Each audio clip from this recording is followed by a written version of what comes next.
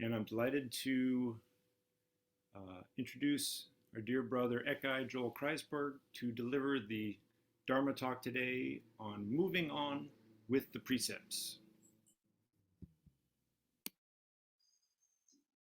Thank you, Yoshin.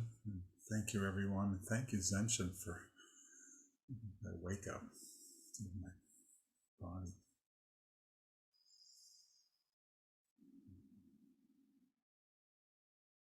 I wanted to talk about the precepts today. Many of you have been in the precepts training. Yoshin was leading us to the precepts training, and I feel like there's an opportunity to talk about the precepts in an ongoing way and putting the precepts in the larger context of our practice. Because what I've learned from Fujin Roshi at this stage of the game is what and why. Why? What's the context? Why do we do this? How do we understand? Not so much the precepts, but the practice of the precepts, the way of being with the precepts in some way or another. So, good place to start is with the precepts themselves. And so I invite you just to kind of relax your visual field from me and just bring your attention inside and notice when it happens, just what arises naturally when I just read. I just use the 2 words of the precepts. I'm going to read them slowly, and you're just going to be with them. We are going to be with them together. Affirm life.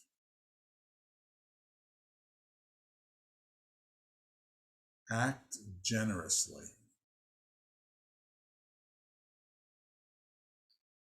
Be loving.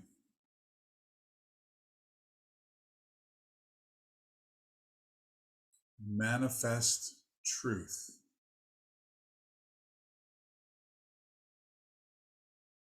Respect clarity.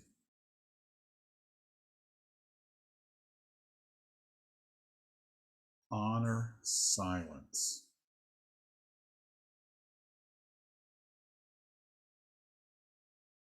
Celebrate others.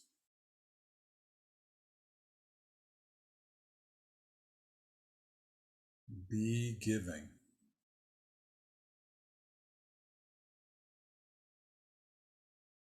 Embody compassion.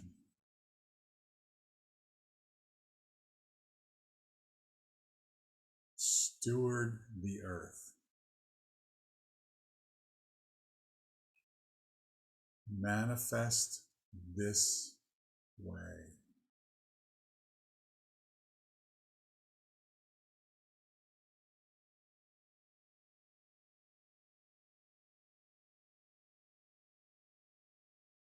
Affirm life. Would it be fair to say that the precepts affirm life? All of them? What more would we say? And when we practice, when we keep the precepts as part of our practice, we are affirming life. I want to go all the way back to Atta Deepa, clear intentions. When we practice the precepts, we set our intentions. For me, this is a daily practice.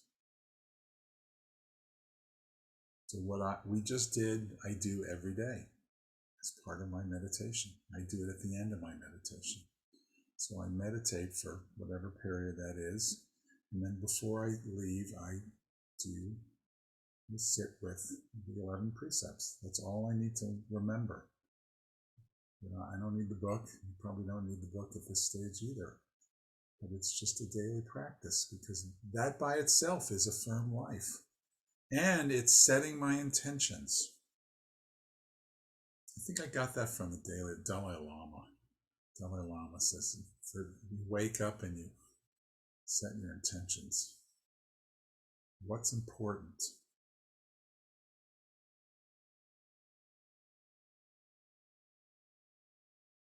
Act generously. When I act generously, am I affirming life? I think so. It's the wonderful thing about acts of generosity is that they seem to intrinsically have life-affirming qualities to them.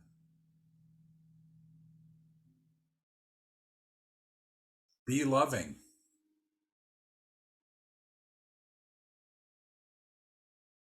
Does that affirm life? Are acts of generosity loving? And if I am loving, when I am loving, all the precepts are present.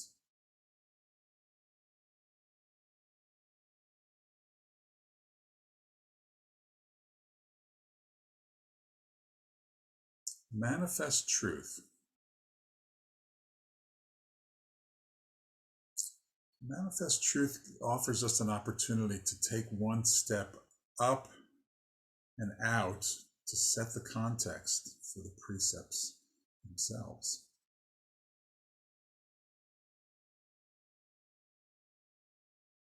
Many are drawn to meditation practice for reasons of personal awakening. Wake up. We sit. So much of our practice, the practice of Zazen, the practice of Shikantaza, practice of koans, is about waking up. Waking up, well, yes, conceptually, we're all awoke already. And at the same time, we learn, we have a container in Manda facilitation. We learn, for instance, the koan that we often have to remember and choose what's already. The suchness that is ever present seems to be clouded over by the noise of our story. In Genpo's language, it's it's historical. In more classical language, we might say it's the manas.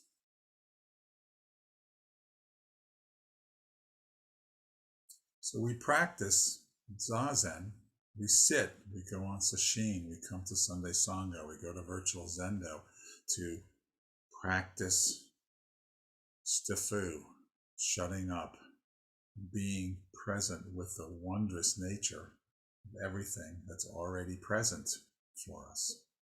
And with that, there's a whole evolution. There's a kensho, there's an experience of the vastness of the infinite silence. There's ongoing dharana leading to dhyana, silence, zen, chan. We sink in slowly, and this silence becomes more ever present. Then the bell rings and we have to go to work, or we have to make dinner. Maybe we have to go to the bathroom. Life will go on. So we begin to evolve a whole series of different ways and different practices that go along with that in some way or another. In Hollow Bones, we have the 5 training mirrors. The 5 training mirrors are actually mostly about embodying that waking up practice. So the embodiment practice that we do as one of the training mirrors is actually, well, I can't just wake up in my head. I have to remember that all of me is in the waking up. That means I practice not just sitting, I practice with my body. I develop my somatic spiritual connection.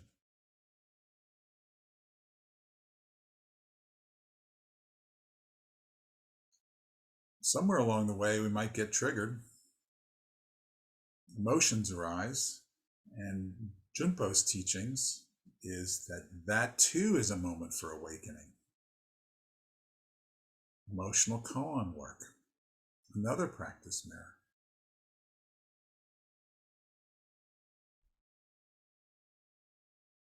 What about in here? Got to understand what I'm doing.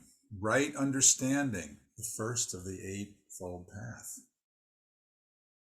I'm noticing more as I sit with Junpo's teachings how that is actually the primary way that the Manda facilitation process lead with the cognitive. And that possibly aligns with Ken Wilber's notion that the cognitive line leads. Understanding manifests truth. So when I study, when I learn, when I listen, I manifest truth. Fourth precept.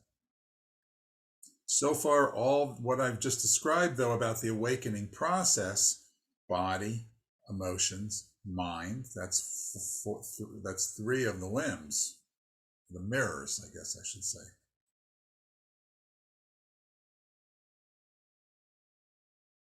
There still are other limbs. Interestingly, steward the earth, sacred stewardship, is the fifth mirror, and it's also one of the precepts. Interesting. How did that end up being both places? Just like act generously is one of the paramitas. What are the paramitas? Paramitas are actually the more traditional Mahayana practices of how do we take this practice? What do we put in the boat as we go to the other shore of shunyata, samadhi?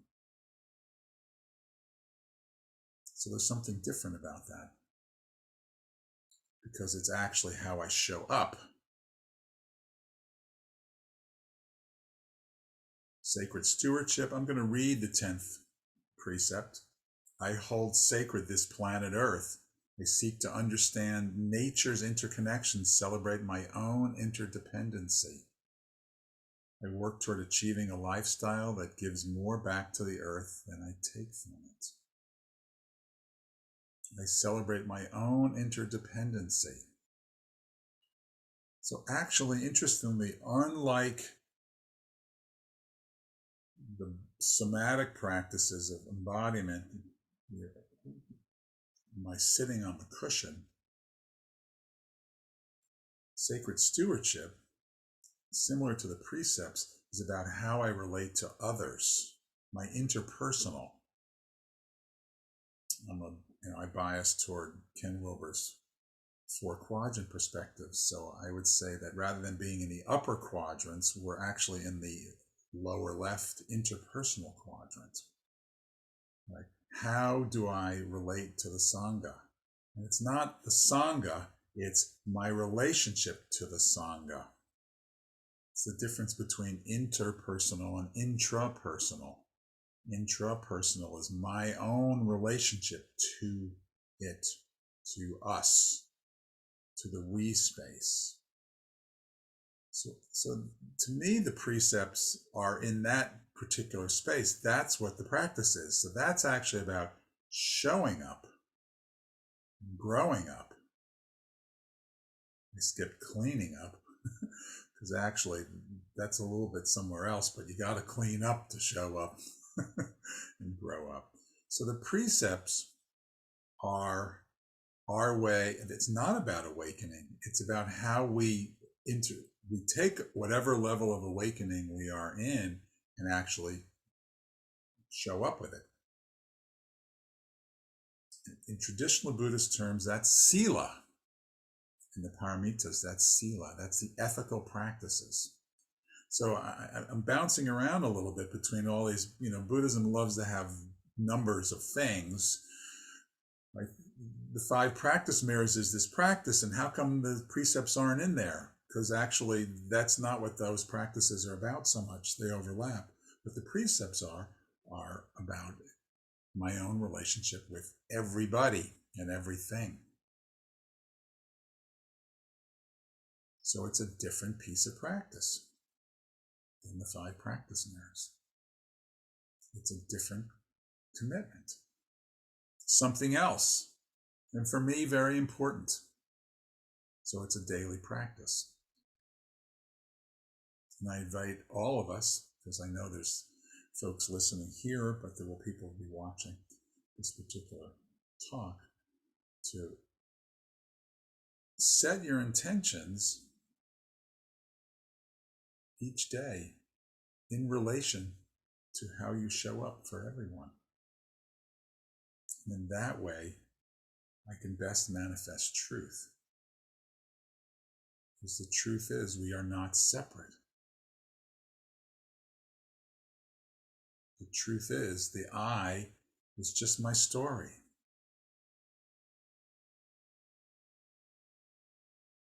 And when I can see that reflection and take responsibility for that being my story, and that your story, and we're not two, then we can manifest truth. It's certainly easy if we're affirming life and acting generously and we're being loving. How hard could that be? Well, interestingly, respect clarity is like saying, yeah, well, what are you doing with, or what am I doing with myself?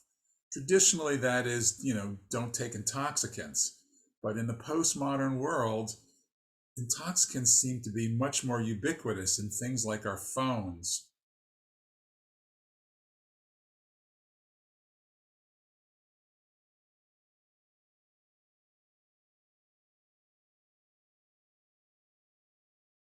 What is so intoxicating? How about our feelings? Are they intoxicating? Our phones, are they intoxicating? Relating to each other, is that intoxicating? Getting new toys, is that intoxicating? So it's easy to not drink alcohol or not party or not take intoxicants, but it's a little bit more challenging when we actually think of intoxicants as that which intoxicates us. So respect clarity actually, for me, is about mindfulness of my attention and setting my intention every day to making sure that I'm free from all those intoxicating things that I love so much. It's a little bit of a challenge in a Zoom world because I spend all my time, off and on time on Zoom all the time, so I actually find that I prefer to meditate by myself, simply because that's one of the great periods of times when I can respect clarity. And then truth arises.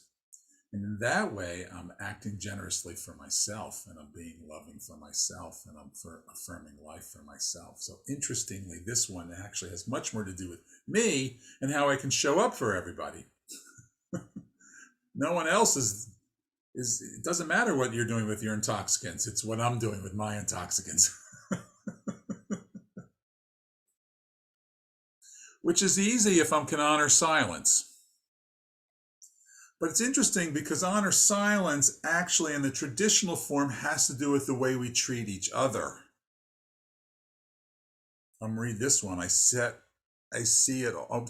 I remember the preciousness of silence. I see the perfection in others and refrain from gossip and frivolous conversation. So if I meditate, I honor silence. But honor silence is actually about how I speak to others and noticing that critical voice, that voice that somehow needs to have others criticized, put down, and honor silence and saying, actually one of my favorite DJs of all time used to end his Sunday evening show saying, if you have nothing nice to say, stay in the house. Good night. No, it's just his ending every show. I just appreciated that idea. Right? So honor silence, yes, we can honor silence, but it has to do with our speech and right speech. Which is interesting because that's also going to show up. Well, celebrate others also talks about how we talk to each other, we process each other, so we celebrate others, which is so lovely because that is a positive affirmation. And its flip side is Don't put myself up by putting somebody else down. Celebrate others. Have joy in the successes. That's actually just a lovely one in a lot of ways. Seems like it goes well with a firm life. Act generously and be loving.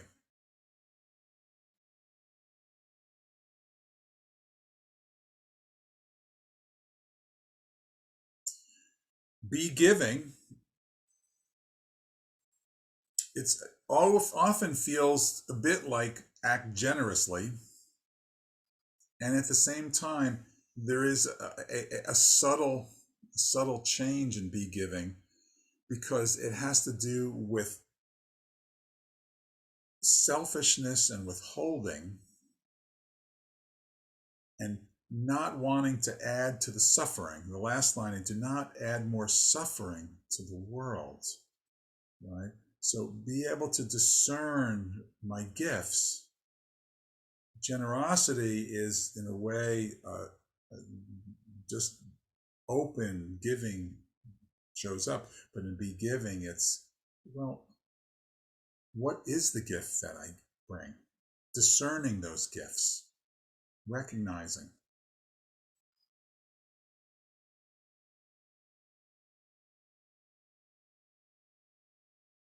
What's important? What can I share and what is not necessary that may add suffering? It's much easier when we affirm life and we're loving. Interestingly, embody compassion in the classical form, and the classical one has to do with deal with your anger.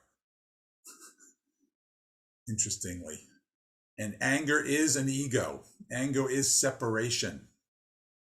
Right? That's its function is no. Unhealthy no, or an ego no.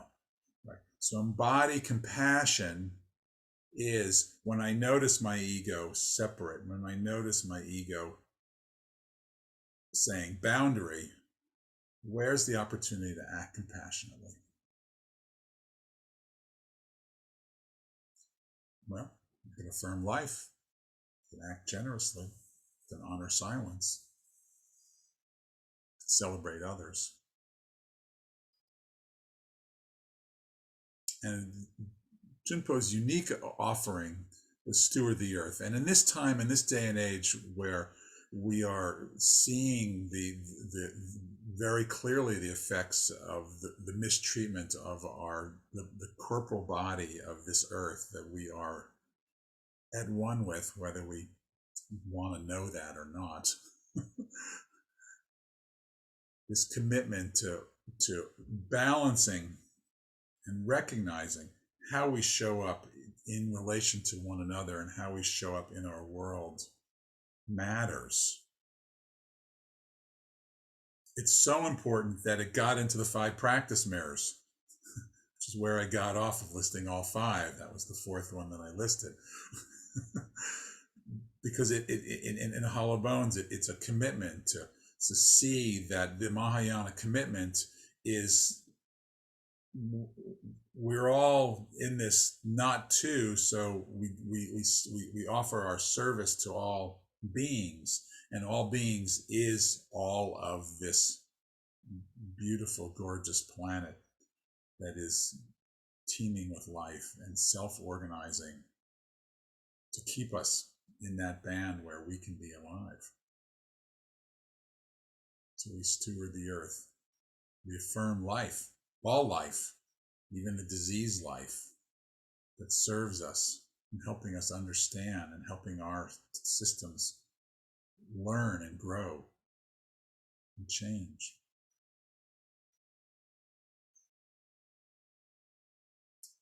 We got to 10. Of course, that leads us back to the 3 treasures. And that's manifest this way. And that's just closure and that commitment of Buddha, Dharma, and Sangha.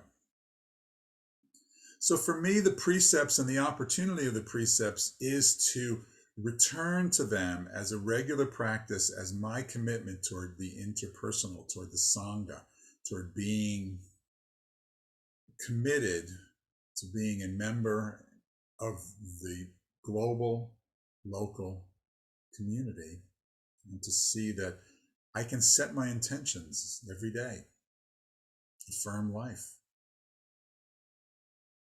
act generously, be loving, manifest truth, respect clarity, honor silence, celebrate others, be giving, embody compassion, steward the earth, manifest this way.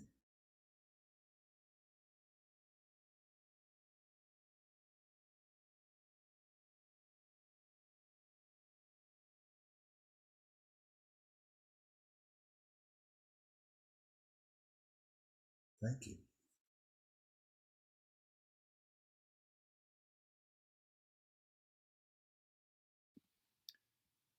Thank you, brother. We'll be quiet.